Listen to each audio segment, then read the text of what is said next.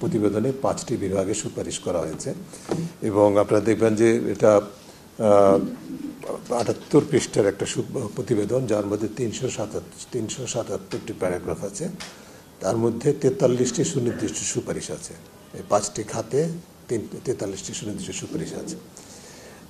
যে কেউ যদি একটু বিশ্লেষণ করার চেষ্টা করে, আপনারা দেখবেন যে আমরা বাংলাদেশের মানবাধিকার কর্মী এবং এই সাথে সংশ্লিষ্ট গণমাধ্যম এবং সাধারণ মানুষ, যারা নাগরিক সমাজ বলি আমরা, আমাদের যে উদ্বেগ, আমাদের যে দাবিগুলো দীর্ঘদিন যাবত উত্থাপিত হয়ে আসছে, সেই দাবিগুলো যদি পূরণ হতো, সেই দাবিগুলো যদি সংশ্লিষ্ট কর্তৃপক্ষ যথাযথ গুরুত্ব সহকারে বিবেচনা করত, তাহলে একদিকে যেরকম এই প্রতিবেদনের দরকার হয় না, অন্যদিকে বাংলাদেশে আসলে যেভাবে কর্তৃত্ববাদ বিকাশ হয়েছিল সেইটাও কিন্তু সম্ভব ছিল না, এটা হতো না যদি নাগরিক সমাজের মানবাধিকার বিষয়ক যে উদ্বেগগুলো সেগুলো যদি বাস্তবে বিবেচনা নেওয়া হতো।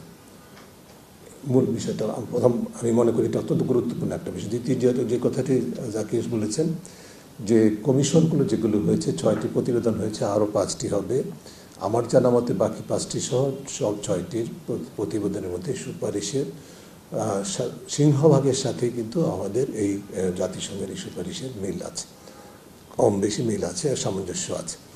কাজে যে কথাগুলো জাতিসংঘ বলেছে সেগুলো যে খুব একটা রকেট সায়েন্স নতুন কিছু তা না, তবে এটাকে একটা আন্তর্জাতিক আমাদের যে দীর্ঘদিনের দাবিগুলো ছিল, দীর্ঘদিনের উদ্বেগগুলো ছিল, সেগুলোকে একটা আন্তর্জাতিক একটা দলিলের মধ্যে স্বীকৃতি পেয়েছে বলবো আমি প্রথমে। দ্বিতীয় যে বিষয়টি আমার দিক থেকে আমি বলবো সেটি হচ্ছে যে, এবং সেই কারণে এটা এত গুরুত্বপূর্ণ, আমরা যদি প্রতিরোধের কথা চিন্তা করি, ভবিষ্যতের কথা চিন্তা করি, যেটা আমাদের মূল অবশ্যই যেটা ঘটেছে তার বিচার, এবং সেটি সম্পর্কে একটা বিস্তারিত অনুচ্ছেদে আছে, সেটা আপনারা জানেন এবং সেটা নিয়ে আলোচনা হয়েছে। বিচার অবশ্যই নিশ্চিত করতে হবে, প্রতিকার অবশ্যই করতে হবে, কিন্তু প্রতিরোধ করতে হবে।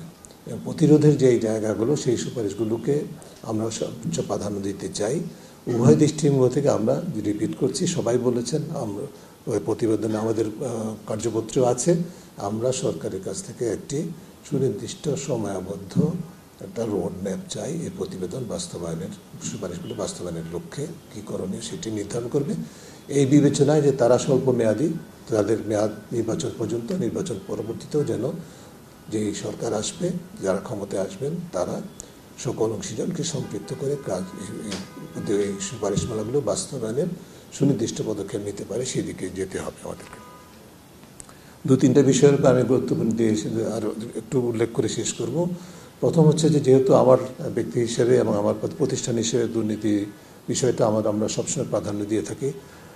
আমি এই বিষয়টা প্রথমে বলতে চাই এই কারণে, একদিক থেকে আমি যেটা বললাম যে আমাদের সুপারিশমালাগুলো, আমাদের নাগরিক সমাজের উদ্বেগগুলো যদি মান্য করা হতো, মানবাধিকার কনসার্নগুলো যদি বিবেচনায় নেওয়া হতো ধারাবাহিকভাবে, তাহলে যেরকম কর্তৃত্ববাদের বিকাশ হতো না।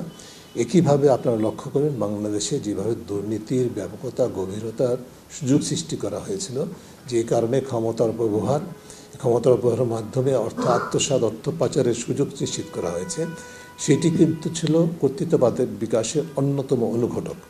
দুর্নীতি করতে হবে, ক্ষমতায় থাকতে হবে, ক্ষমতায় থেকে ক্ষমতার অপব্যবহার করে দুর্নীতির মাধ্যমে অর্থ আত্মসাৎ করতে হবে এবং অর্থ পাচার করতে হবে। সেটার জন্য প্রতিষ্ঠানগুলোকে ক্যাপচার করতে হবে, দখল করতে হবে এবং মানুষের অধিকার হরণ করতে হবে। এটি ছিল কর্তৃত্ববাদের এজেন্ডা, মূল এজেন্ডা। সেটাকে প্রমোট করার জন্য হয়েছে। কাজেই এই প্রতিবেদন কিন্তু এটাকে ছাড় দেয়নি। এখানে যদিও সর্বশেষ প্যারাগ্রাফ হিসাবে উল্লেখ করেছে, কিন্তু অত্যন্ত গুরুত্বপূর্ণভাবে তারা আর্থিক খাতে সুশাসন এবং দুর্নীতি নিয়ন্ত্রণ বিষয়ক সংক্ষেপে হলো কিছু সুপারিশ করেছে, যার সাথে আমি দুর্নীতি দমন কমিশন সংস্কারের সাথে যেহেতু সংশ্লিষ্ট ছিলাম, আমি জানি যে তার মোটামুটি একই প্রতিফলন সেখানে ঘটেছে। সেখানে আরও বিস্তারিত আছে দুদক সংস্কার কমিশনের প্রতিবেদনে, কিন্তু যে 2টি বিষয় তারা উল্লেখ করেছে, আইনের যথাযথ প্রয়োগ করতে হবে, কারোর প্রতি ভয় করোনা না করে। দ্বিতীয় যেটা বলেছে, দুর্নীতি দমন কমিশনকে সম্পূর্ণ স্বাধীন একটা স্ট্যাটাস দিতে হবে, স্বীকৃতি দিতে হবে এবং সে যেন স্বাধীনভাবে কাজ করতে পারে। এই বিষয়গুলোকে আমরা প্রাধান্য দিতে চাই। দ্বিতীয় সেটি হচ্ছে যে পুলিশ এবং নিরাপত্তা খাত সম্পর্কে বেশ কতগুলো সুপারিশ এখানে আছে। তার মধ্যে কয়েকটা বিষয়ের প্রতি আপনাদের দৃষ্টি আকর্ষণ করতে হচ্ছে। একটি হচ্ছে যে বলছে তারা আন্তর্জাতিক চর্চার সাথে সামঞ্জস্য রেখে পুলিশ অধ্যাদেশ, যেটা 1861, পৃথিবীর খুব কম দেশে আছে যেরকম 200 বছরের বেশি পুরাতন একটা আইন দিয়ে পুলিশ চলে, তারা বলছে এটাকে আন্তর্জাতিক চর্চার আলোকে ঢেলে সাজিয়ে নতুন করে আইন প্রণয়ন করতে হবে। এটা কিন্তু আপনারা এই ঘরে যারা উপস্থিত, আপনারা সংবাদ মাধ্যমে যারা কর্মী, দীর্ঘদিন যাবৎ আমরা বলে আসছি, সেই কথাটার পুনরাবৃত্তি হচ্ছে, কিন্তু হয়নি। আমরা সেটাকে, এবং পুলিশ কমিশনের সংস্কার কমিশনের প্রতিবেদনেও সেটা উল্লিখিত আছে, কিন্তু পুলিশের কর্তৃপক্ষ থেকে প্রতিরোধ আছে। আমরা সেটা জেনেছি আপনাদের মাধ্যমেই যে তারা সেটাকে চাচ্ছেন না। এই যে অবস্থা, সেটার থেকে কিন্তু আমাদের উত্তরণ করতে হবে। ব্রেকফাস্ট, টিফিন কিংবা স্ন্যাক টাইমে মজাদার আয়োজন মানে অল টাইম ব্রেড। দ্বিতীয় যে বিষয়টি, সেটা হচ্ছে যে স্বাধীন পুলিশ কমিশন গঠন করতে হবে। এটাও আমাদের দীর্ঘদিনের দাবি। এই প্রতিবেদনে আসছে, আমরা সেটাকে নিশ্চিত হোক, সেটা আমরা অবশ্যই প্রত্যাশা করব। আনফর্চুনেটলি পুলিশ সংস্কার কমিশন কিন্তু এই বিষয়টাকে জোরালোভাবে অবস্থান নেয়নি। কেন নেয়নি সেটা আমাদের কাছে বোধগম্য না। একটি বিষয় আমি জানি, এটা ব্যক্তিগতভাবে আমি জানি, সেটা হচ্ছে পুলিশ সংস্কার কমিশনের ভিতরে স্বার্থের দ্বন্দ্ব ছিল। এই কমিশনে গুরুত্বপূর্ণ সদস্য হিসেবে কাজ করেছেন পুলিশেরই সদস্য, যে কারণে এই অবস্থানটা তারা দৃঢ়ভাবে নিতে পারেনি। তার মানে এই নয় এটাকে সুপারিশ হিসেবে মেনে নেওয়া উচিত হবে না। আমরা মনে করি যে অবশ্যই স্বাধীন পুলিশ কমিশন গঠন করতে হবে। এর পরবর্তীতে র্যাব বিলুপ্ত করার জন্য সুনির্দিষ্ট প্রস্তাব আসছে, সুপারিশ আসছে, যেটা দীর্ঘদিনেরই মানুষের প্রত্যাশা, সেটার প্রতিফলন এখানে ঘটেছে। তাতে তারা ক্ষান্ত দেয়নি। তারা যেটা বলছে পরিষ্কারভাবে যে এই সংস্থায়, র্যাব তো বিভিন্ন সংস্থা থেকে ডেপুটেশনে বা বিভিন্নভাবে নিয়োগপ্রাপ্ত একটি প্রতিষ্ঠান, কর্মীদের দ্বারা প্রতিষ্ঠান। তারা বলছে এই সংস্থার সাথে যারা জড়িত আছেন, তারা যদি অপরাধের সাথে সংশ্লিষ্ট না থেকে থাকেন, তাহলে তাদেরকে যার যার নিজস্ব সংস্থায় ফেরত দিতে হবে, অর্থাৎ তাদের কর্মীদের সুরক্ষার কথা বলছে। কিন্তু র্যাব নামক প্রতিষ্ঠানটিকে বিলুপ্ত করতে হবে, এই প্রস্তাবটি সুনির্দিষ্টভাবে আছে, আমরা সেটাকে সমর্থন করছি। এরপর হচ্ছে যেটা হচ্ছে যে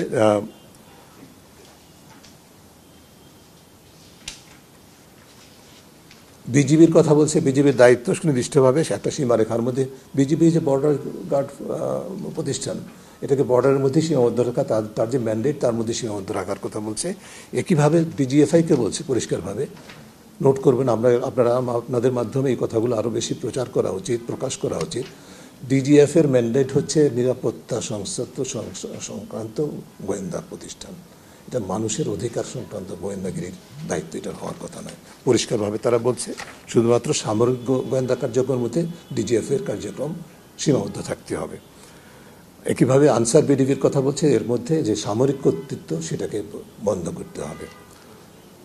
আন্তর্জাতিক এবং নাগরিক সমাজের অংশগ্রহণ নিশ্চিত করে, যেটা একটা সুনির্দিষ্ট প্রস্তাব তারা বলছে, নাগরিক সমাজ এবং আন্তর্জাতিক অংশগ্রহণের মাধ্যমে যথাযথ নির্ভরযোগ্য যাচাই সাপেক্ষে সকল পুলিশের কর্মকর্তা, গোয়েন্দা প্রতিষ্ঠান, বিজিবি, আনসার, ভিডিপি এবং সেনাবাহিনীর সদস্য যারা দুর্নীতি ও সহিংসতার সাথে জড়িত ছিল, অংশগ্রহণ করেছে, তাদেরকে দায়িত্ব থেকে অপসারণ করা এবং বিচার করা। পরিষ্কারভাবে এই জিনিসগুলো কিন্তু এই সুপারিশটা এখানে আছে, যে এগুলোকে আমাদের তুলে ধরতে হবে, এই দাবিগুলো। আমরা অবশ্যই যেটা বলছি, ঢালাওভাবে বিচার চাই। যারা আওয়ামী লীগ নেতৃত্বে যারা ছিল, তাদের বিচার করতে হবে, কিন্তু তার পেছনের শক্তিগুলো কিন্তু আমরা কোনো অবস্থায় ছাড় দেওয়ার অবস্থানে যেতে পারি না। জাতিসংঘের শান্তি রক্ষা মিশনের কথা ইতিমধ্যে আলোচিত হয়েছে।